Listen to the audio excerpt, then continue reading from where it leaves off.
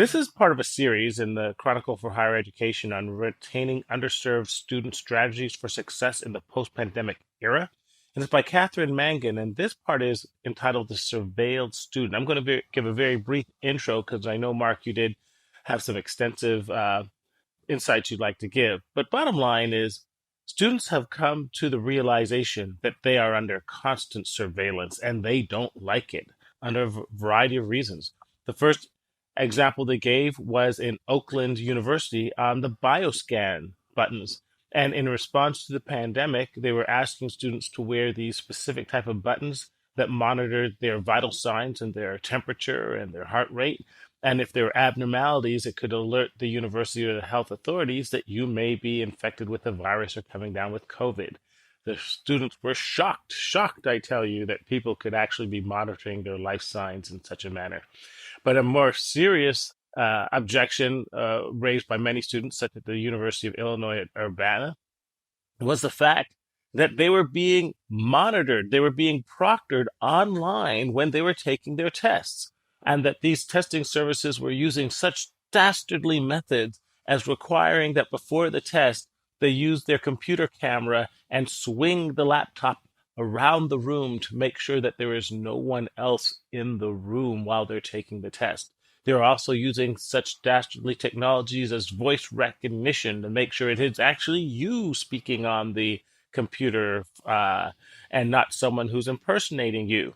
And to make things even worse, there was one service that opened up, which it was an app that you could speak into, and it would monitor the stress levels and the modulation in your voice to see if you were actually depressed or if you were at risk for any type of self-harming behavior. And if it found that you had some of those characteristics, it can alert the school authorities or the appropriate authorities that you may be at risk for depression or self-harm. And lastly, there were even some concerns about facial recognition technology, that in many of these testing sites, they are using cameras to monitor you while you're actually taking the test, to make sure your eyes are front and center, to make sure that you're not consulting other extraneous sources. They use techniques to shut down access of your browser to make sure you can't use cheating or certain programs like Chegg to get the answers and so forth. And so the whole scope of this article was that students realized that because of the pandemic, because of the focus online, and because of the march of technology, we are on the cusp of being surveilled all the time. And whether it's in response to checking our vital signs to make sure we are not infected with COVID, or making sure that we're not cheating on a test, or even checking our emotional health, we are fast moving to a society where technology reigns supreme and Big Brother somewhere knows everything about you. Dave, you know what? This is almost your 60th week. I think that was your best summary ever of an article, man. You just nailed that thing. That was good, man. Well, the truth is I had the speed read. Don't tell everybody the behind the scenes story. All right, we will. I gave Dave the wrong article. So he had an hour to prep, but he sure nailed it in an hour. All right, I'll bust on myself. But he's ready for next week's article. I am. The good news is, Rick Clark, I got you covered. He's got that one prepped. All right, so here we go. So this is a fascinating stat I found from this article. It says an EDUCAUSE poll found that 54% of higher education institutions were currently using online or remote proctoring services, and another 23% have plans on or are considering using them. So fully 77% either using or planning. I had no idea it was that high. So that was a little bit of a eye-awakening for me. The interesting thing, and this is what I want to throw back to you, Dave. You can be thinking about this, and I'll make a few comments. And that is, if you were the one making the decision, are you an advocate of this type of tracking surveillance software, or are you against it? Let me kind of lay out the case sort of for both sides. So here's a quote from somebody who studies this stuff, expert in studying. There actually are experts out here that study things like surveillance software, who's concerned about it. So here's a quote. It says, "This wariness isn't limited to students. Colleges scrambling to keep students healthy and educationally on track have erected a mass surveillance structure that won't just disappear and may have lasting impacts on the student experience. There's a tendency with this tracing technologies for them to linger after their initial purpose fades," according to Sarah Igo, a professor of history at Vanderbilt who studies surveillance and privacy. So that's sort of one of the arguments against it. You know, the invasion just keeps going, going, going. It doesn't stop.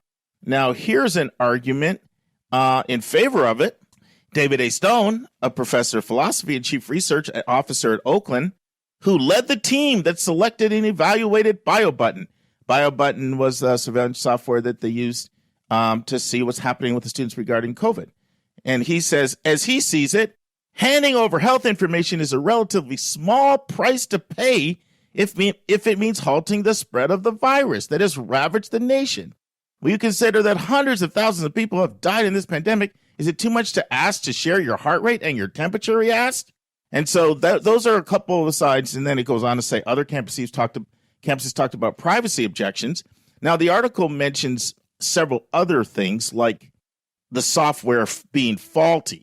You know, it talks about things like how people with disabilities, sometimes it would trigger, sometimes more dark-skinned, complected people. The facial recognition software was triggering, and it talked about Brown University thinking somebody had violated, you know, their ethical policy, and they found out the person was nowhere near where they claimed that they were. So I'm not talking about technological failures.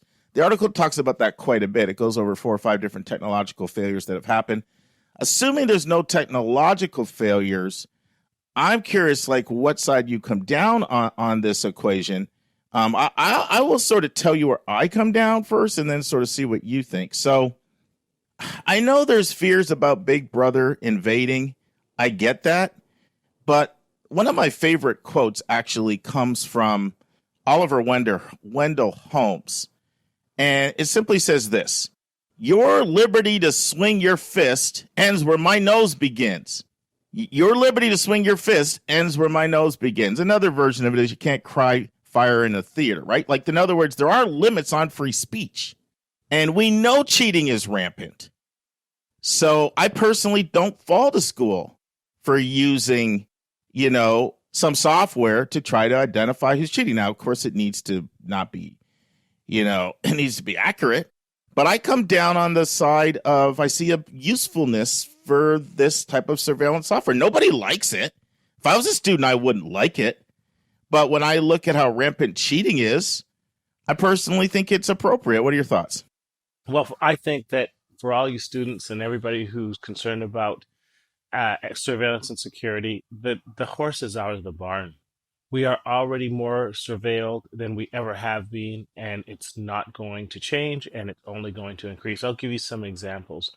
Just the other day, I got alerted on my phone that I have a Google timeline that I've never activated. And it says you can track all your steps that you've ever done ever since you've had this phone. And so they popped up February 3rd, in which case I happened to be in the Virgin Islands at that time. And they popped up a map of the Virgin Islands going right down to the little street level.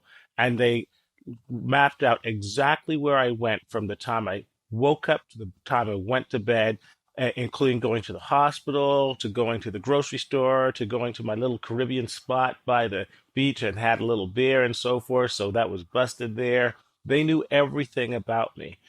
Right now, when I enter any hospital, they already have thermal scans. So you put your head against the camera and it scans your temperature.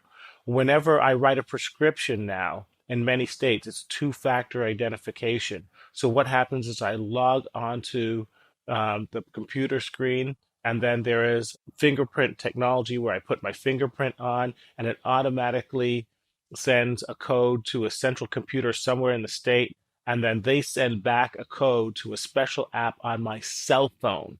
And then I have to put that code into the computer so it can verify it's me before it will write the prescription. It's called two-factor biometric identification. Every time I get a state license, they require my fingerprints. So I've literally been fingerprinted by the government over 20 times in the last 10 years.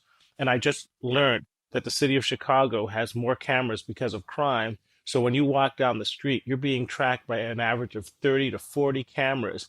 And you add on the fact that everybody has a cell phone. And if you show your butt any place, they're going to be actually filming you and loading it onto Instagram and making sure everybody realizes that you're a Karen or a not so Karen or a Bill or a Bob or you're not acting right.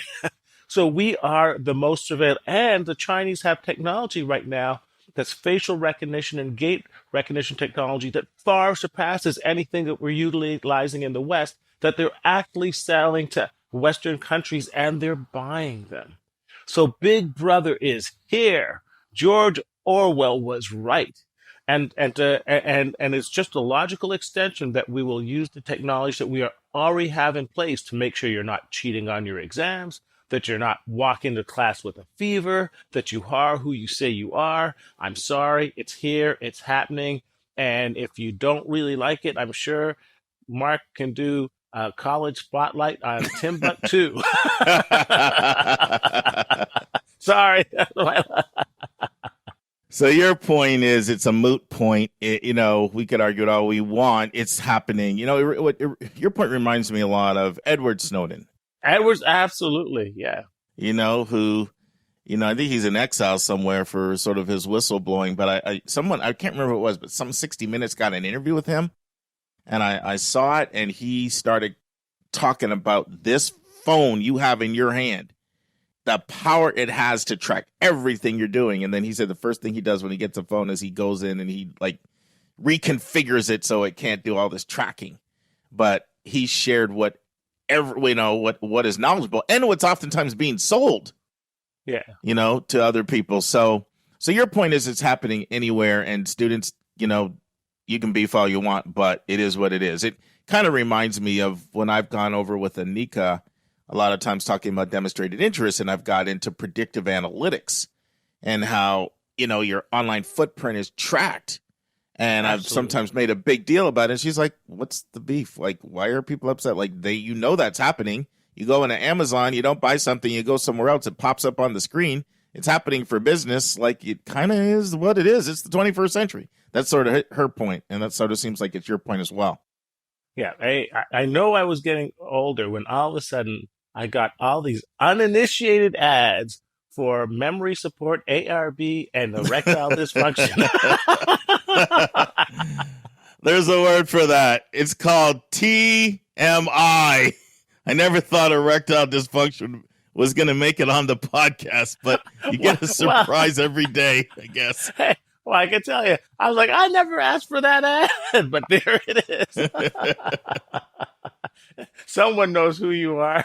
I remember the first time my boss, in admissions got her notice about her AARP card. And she, because they send that out around like 47 or something, That's before right. you even hit 50. She was freaking out like, what are they doing? I'm not old. That's right. So is there anything students can do? Is there any pushback to avoid abuse from happening? And should students feel confident that abuse is not going to happen? Well, yes, there are things they can do, but two things. I want to just add into that. Remember, it was months ago we talked about Chegg and the explosion of cheating. And I think we mentioned there, for every action, there's an equal and an opposite reaction, right? So, they started with online and they had an honor system and people were cheating like crazy. So now you can't basically expect to go back to online system because in the very article it mentions, hey, but if you go back to honor system, what about all those people who are using Chegg to look up answers and get perfect scores? So you have to balance the reality of life and human nature. I can tell you that one of the things that are going to lead to things like biometric scanning on steering wheels is carjackings. People are coming in and stealing people's cars at gunpoint. Simple solution: have the steering wheel basically programmed that it only monitors your bioscans, your fingerprints. Take my car; it'll die in two blocks. And then people will say, that's an invasion of privacy, but it's also a response to the badness of us not being able to trust ourselves. So what can students do? we can try and go back to an honor system, but you still have to find a way to monitor people's honor. Does that make sense? Yeah. So let me ask you this way: should students have confidence that it's not being abused? Abuse to me would be a couple of things. It would be selling your information to outside sources. It would be making accusations that are not correct because you have faulty software and you think you're definitive and you're really not definitive because it's error prone. No, I think we should all be scared because I think that abuse is rampant and about to get worse. I mean, just yesterday we were watching the new scare is the ability of people to use software to alter videos so they can put your face on some other body and say it's Tom Cruise and it's not Tom Cruise, or have the Queen of England giving a speech and it's not the Queen of England. So I think with every technological advent, it's ripe for old abuse and new abuse, and we're always going to have to be vigilant for it. So that's the downside. So no, I think people are right to be worried. I think all the things you mentioned are going to increase. You're just saying they're just screwed because Yeah, well, yeah, it's part of the life that it's part of the trade-off we have. Everybody loves an iPhone. Everybody loves social media. Everybody loves being able to order food on Amazon and have it come by DoorDash in 10 minutes. But there are downsides to every advantage, and you have to manage the downsides as just a cost of the advantages of the technology that we're enjoying. I'm trying to end on an upbeat on this article today, but I'm scraping to find one. I guess hopefully if the technology's good and you're doing the right thing, it'll be validated for you. Well, let me give you the upsides. The upsides of having a bio button is that it tells you if you become sick and helps keep other people healthy. So, Yeah. yeah, hey, that's people know that I have a fever. Well, as one person said, don't you want to know that you have a fever? you know, it's like, hey, people can tell if I'm cheating. Yes, but don't you want to know if your other classmates are cheating? Because if they're cheating, they're screwing up the curve for you.